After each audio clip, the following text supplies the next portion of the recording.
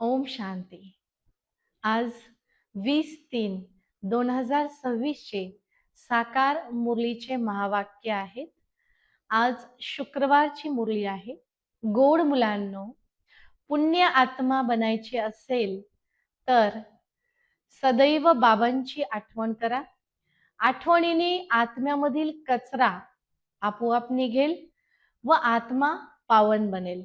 प्रश्न: कोणती स्मृती राहील तर कधीच कोणत्याच गोष्टीच्या गोंधळात किंवा कन्फ्युजन मध्ये राहणार नाही? उत्तर: नाटकाची स्मृती.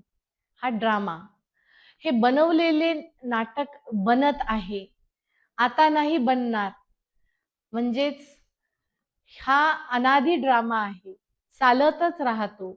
यात कधीच संभ्रमात पडायची गरज नाही. संभ्रम का होतो? कारण या ड्रामाला अथवा नाटकाला आपण व्यवस्थित न समजून घेतल्यामुळे गोंधळात पडतात.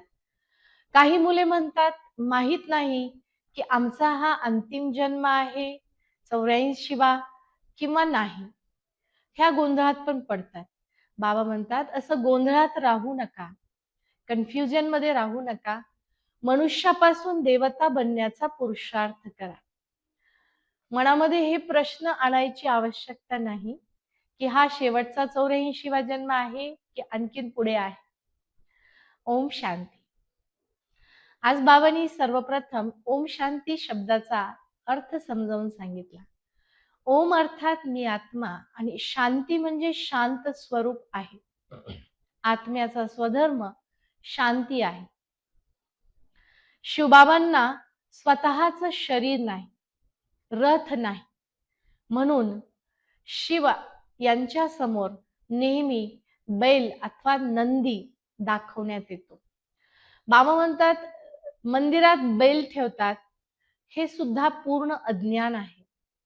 कारण कोणता रथ, कोणत्या रथात परमात्मा शिव येतात हे मनुष्यांना माहित नाही. एकीकडे भगीरथ म्हणतात, दुसरीकडे नंदीगण म्हणतात. कुणी भगीरथ आणि कुणी नंदीगण. बाबा म्हणतात, 90 वर्ष झाले पदरामणी होऊन आणि परमात्मा ब्रह्मातनामध्ये येऊन साधारण रथामध्ये येऊन नवीन दुनियेची स्थापना करत आहेत, हे आणखीनही अनेकांना माहित नाही. रावणाच्या मतावर चालत आहेत आणि ईश्वराच्या मतावर चालून स्वर्गाचे मालक बनतात. आणि रावणाच्या मतावर चालल्यामुळे आपण नरक वासी बनलेलो आहोत.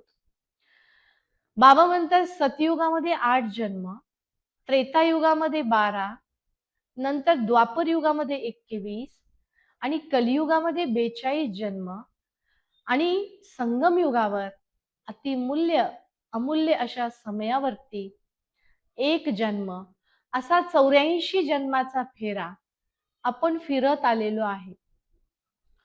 उतरत उतरत वाम मार्गामध्ये आलोत आणि आता संगम युगावर पुन्हा सत मार्गावर चालून सतयुगामध्ये जाण्याची कमाई आपण करत आहोत.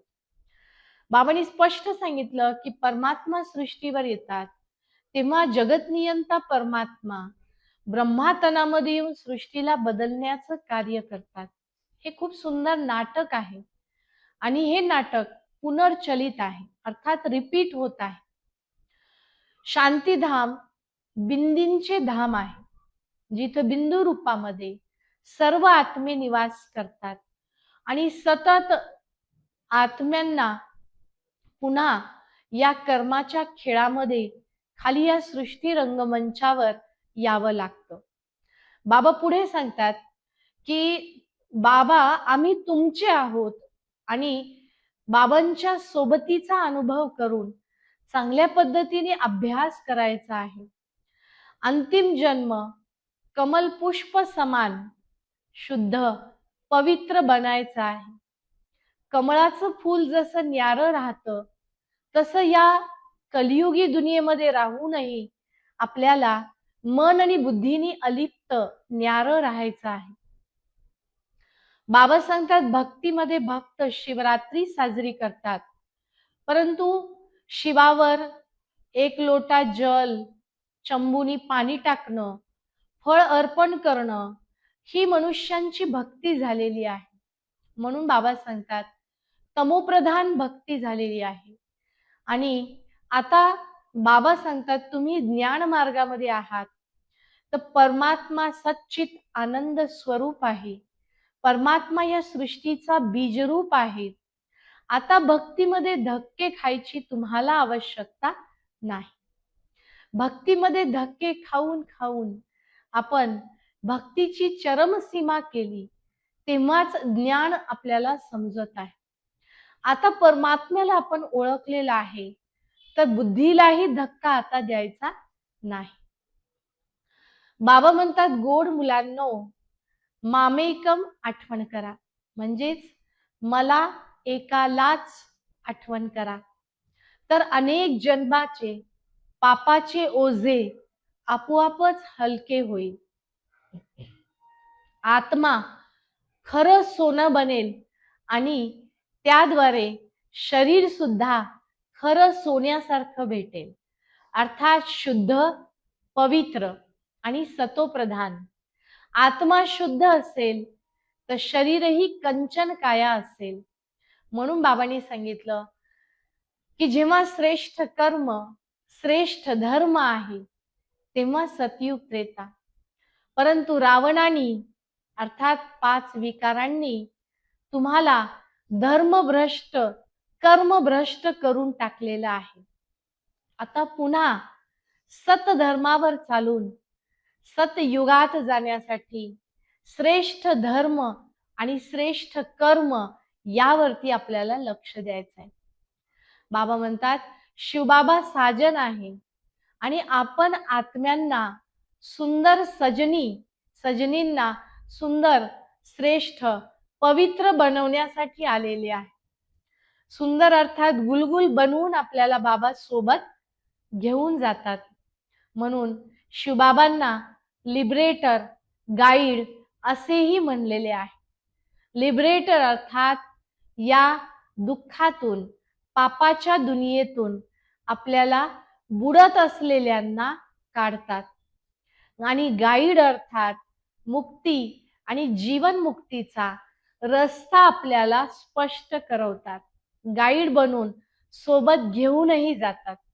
म्हणून बाबा म्हणतात हिऱ्यासारखे बनून सचखंड मध्ये जायचे आहे, ही स्मृती सदैव ठेवा. कारण आत्मा मलिन झाली, त्यावरचा मळ जसा जसा निघेल तसं तसं आत्मा हिऱ्यासारखी बनेल. आज जीवन कवडीसारखं झालेलं आहे, याला पुन्हा हिऱ्यासारखं आता आपण बाबांच्या श्रीमतावर चालून बनत आहोत. बाबा म्हटले संगमयुग खूप छोटं युग आहे, फक्त 100 वर्षाचं, आणि त्यातलाही खूप थोडासा कालावधी राहिलेला आहे. बाबांच्या अवतरण होऊन 90 वर्ष पूर्ण झाले. म्हणून या छोट्याशा संगमयुगाच्या महत्वाला जाणून हिऱ्यासारख्या वेळेला ओळखून आपल्या जीवनाला सुद्धा श्रेष्ठ कर्माच्या द्वारे हिऱ्यासारखं बनवायचं आहे.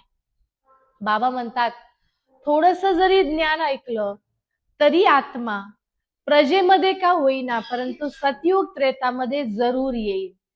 त्यामुळे हिऱ्यासारखा जीवन, हिऱ्यासारखा जन्म आणि हिरे तुल्य संगमयुग यावरती आपल्याला ज्ञानाला समजून, ज्ञानाला धारण करून आचरण श्रेष्ठ करायचं आहे. बाबा शेवटी सांगतात सर्वोत्तम दैवी धर्माचा शास्त्र भगवद्गीता आहे. कारण दैवी धर्माची स्थापना गीतेच्या सत्य ज्ञानाच्या द्वारेच होते. परमात्मा संगम युगावर येऊन गीतेचं सत्य ज्ञान सांगतात, ज्याद्वारे आपण आत्मा दैवी धर्माच्या योग्य बनतो, दैवी धर्माची स्थापना होते आणि तिथे जाण्याच्या लायक, योग्य आपण बनतो. त्यामुळे भगवद्गीता शास्त्र सर्वश्रेष्ठ शिरोमणी शास्त्र आहे. शेवटी बाबा सांगतात की आपल्या कर्माला श्रेष्ठ बनवा, बुद्धीला कन्फ्युजन मध्ये, गोंधळामध्ये फसवू देऊ नका. कधी कधी अनेक प्रश्नांमध्ये आत्मे बाबांची मुलं फसतात आणि मग संशय बुद्धी होऊन बाबांचा हात सोडून जातात. म्हणून बाबांनी सांगितलं की कधीही कोणत्याही गोष्टीमध्ये गोंधळात पडू नका. अच्छा, गोड गोड मुलांप्रती मातपिता बापदादांचे सुमधुर आठवण, सुप्रभात आणि नमस्ते. आत्मिक मुलांस आत्मिक पित्याची नमस्ते. आपणही म्हणायचे आत्मिक पित्यास आत्मिक मुलांची नमस्ते नमस्ते. आज धारणेसाठी पहिला पॉइंट आहे, प्रत्येकाची भूमिका निश्चित समजून, निश्चित आहे असं समजून निश्चिंत राहायचं आहे. बनवलेले बनत आहे आणि असलेल्या बनलेल्या या नाटकावर आपल्याला स्थिर अचल अडोल राहायचं आहे. पुढे बाबा सांगतात दुसरी पॉइंट, या छोट्याशा संगम युगावर बाबाकडून सर्व प्राप्ती पूर्ण वारसा हक्क प्राप्त करून घ्यायचा आहे. आठवणीच्या बळावर आत्म्यामधला कचरा काढून स्वतःला कवडीपासून हिऱ्यासारखे बनवायचे आहे. सतयुगी झाडाची कलम आणि त्यामध्ये सतयुगामध्ये जाण्याच्या लायक आपल्याला बनायचे आहे. वरदान, आजचं वरदान आहे, एक बाबांच्या आठवणीत सदैव मगन राहून एकरस अवस्था बनविणारे साक्षी दृष्टा भव. बाबा म्हणतात, आता विनाशाचा वेळ जसा जसा जवळ येईल तसं तसं अनेक विभिन्न परीक्षा पेपर्स आपल्या समोर येणार आहे, जे कधी आपल्या स्वप्नातही नव्हते, कधी विचारातही नव्हते. असे पेपर परीक्षा आपल्या समोर येतील. परंतु तुमची सवय अशी पाहिजे की नाटक पाहताना जसे साक्षी दृष्टा होतो, नाटकामध्ये कोणता हास्याचा, कोणता नाराजगीचा, दुःखाचा क्षण येतो, परंतु आपण नाटक थोडंसं साक्षी दृष्टा होऊन पाहतो. तसंच हे सृष्टीवर चालत असलेलं नाटक साक्षी दृष्टा होऊन पाहण्याचा अभ्यास करायचा आहे. तरच आपली अवस्था एकरस राहणार आहे. परंतु अशी अवस्था तेव्हा राहील जेव्हा आपण एक बाबांच्याच आठवणीमध्ये मगन राहू, लगन मध्ये मगन, बाबांच्या आठवणीमध्ये लीन राहू. तेव्हा आपोआपच ही साक्षी दृष्टा अवस्था आपली बनेल. हे बाबांनी खूप विस्तृतपणे वरदान मध्ये सांगितलं.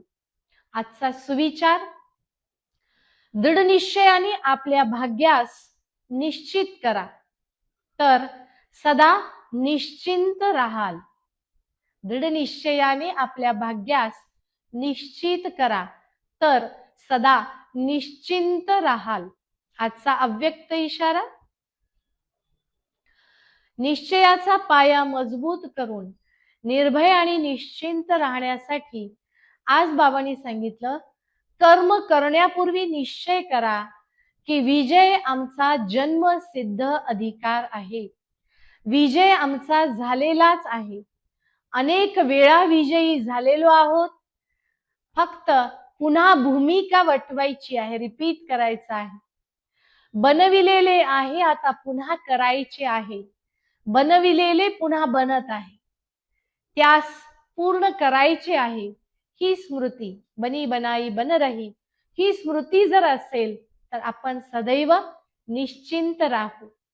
आज बाबांनी या सर्व गोष्टींचं विस्तृत विश्लेषण केलं आहे. आत्म्यामधील कचरा काढून पुण्य आत्मा बनायचा आहे. ड्रामा या स्मृतीची, नाटकाची स्मृती सदैव ठेवायची आहे. कोणतंही कन्फ्युजन मनामध्ये ठेवायचं नाही.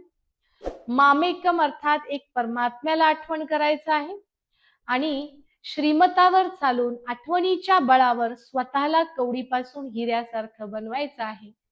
या नाटकाला साक्षी दृष्टा होऊन पाहायचं आहे. या सर्वांचं विस्तृत विश्लेषण आज बाबांनी केलं. या सर्वांना आपल्याला आज दिवसभरात लक्षात ठेवून अभ्यासात आणायचं आहे. ओम शांती.